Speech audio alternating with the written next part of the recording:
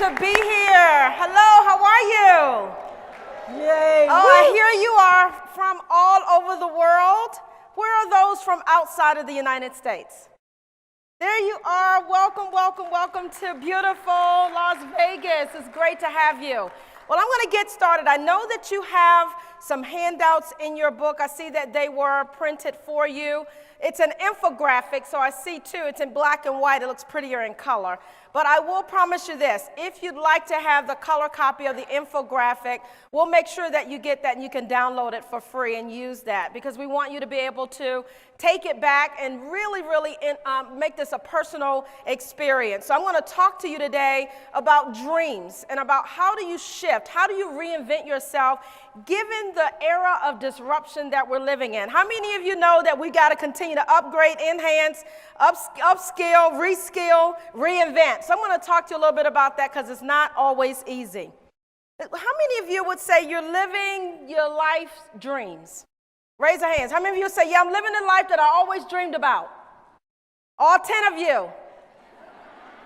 No worries. I ask that question all over the world, and usually a few hands go up, but not enough. So let me ask it differently. How many of you would say that if I had to live my life all over again, I would do some things differently?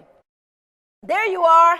Absolutely. So the question becomes, and I know that yesterday Peggy asked the same question as well, is if you had to live your life all over again, what would you do differently? The question becomes, what are you not doing now? Why are you not doing it?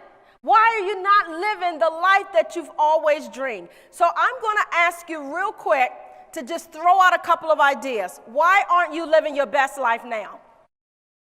Not enough money. Right there, I heard it. What else? Time. I heard that in a resounding voice. What else?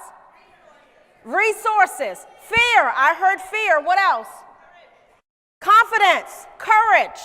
All the things that we've been talking about, right? So you had a segment yesterday on how do you build greater confidence. So you got a couple of strategies. I'm going to build on that, and I'll talk to you a little bit more about that as well.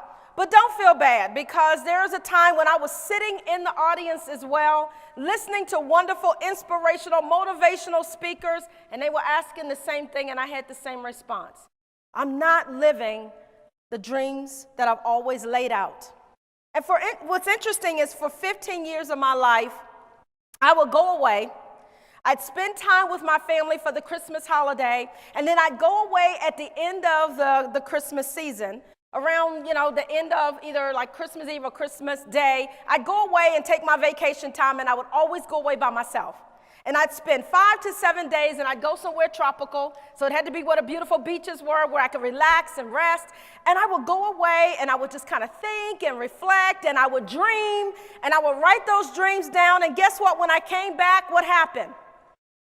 Life. Right? And all those dreams that I kept writing down year after year after year after year, I kept saying, one day, I'm going to do this.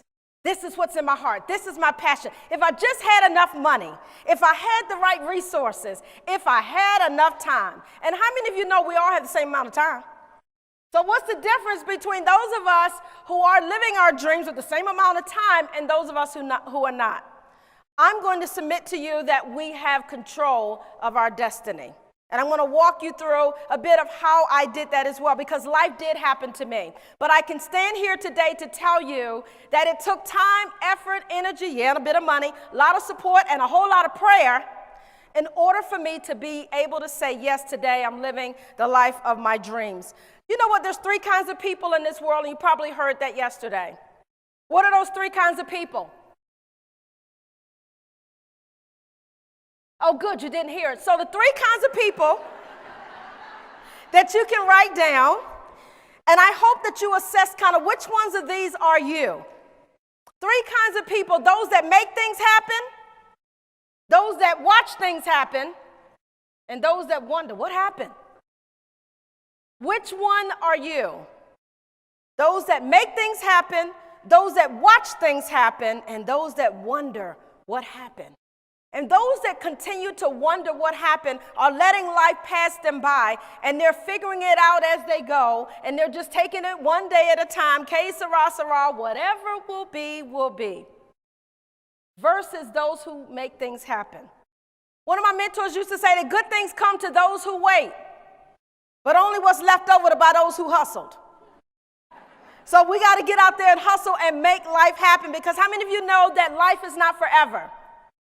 So let's talk a little bit about our current reality. I recognize that we're living in this global society. We're living in this era of the 3 C's, right? It's in your notes. The 3 C's: accelerated change, overwhelming complexity, and increased competition.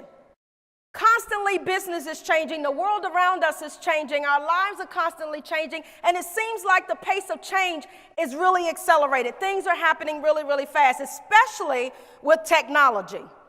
As we know now, the world is flat, according to Thomas Friedman, who said that through the touch of a button, right, we can connect, collaborate, and compete with people all over the world. And yet, life is continuing to happen, and yet our dreams are not always happening as fast as life does. Yes, we're much more globally diverse. Yes, we're living in this VUCA world. And I know in the world of administrative professionals, executive assistants, and all of the support staff, we need you so much to help us to be able to manage in this VUCA world, a world of volatility, a world of uncertainty, a world of complexity, and a world of ambiguity. That's the reality of the world in which we're living. Yes, everything is being disrupted. Technology, digitization, automation, robotism, artificial intelligence, all of these things are shifting the way that we work, when we work, and how work gets done. Because how many of you know now in the age of technology and in this gig economy that it's not so much about where you go to work, but we know that work is not where we go. Work is what we do, and we can do it anytime from anywhere. How many of you would say I shut down at the end of my work day at 5 or 6 o'clock and I don't pick my smart device back up? Okay, we got about 10 people. So the rest of us are controlled by technology, right? All right, how many of y'all are going to really be honest and say it's on my nightstand when I go to bed, and it's the first thing I pick up in the morning? So life is changing. It's disrupting the way that we communicate, and even disrupting sometimes our sleep and our peace of mind. So we have a global reality shift that's happening. And so when we think about how are we continuing to reinvent ourselves, look at the world around us and recognize that those companies, those organizations, and those of us who don't reinvent ourselves, who don't innovate, we die. We become irrelevant, obsolete, and we can't compete. And oftentimes we will then cease to exist, right? So we know that when you look at companies who have not anticipated the signs of the change, they're not necessarily able to respond to change as well. There's no agility. They don't have no resistance or resilience at all. They're resistant to change. How many of you like change?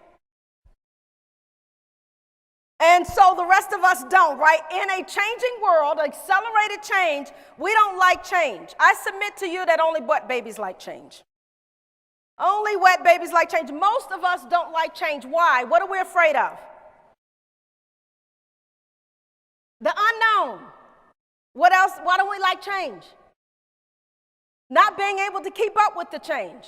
Because if I change, then by the time I change, change happens again. And then change happens again, right? We have to make it a lifestyle, because that's how life happens. Why else don't we like change?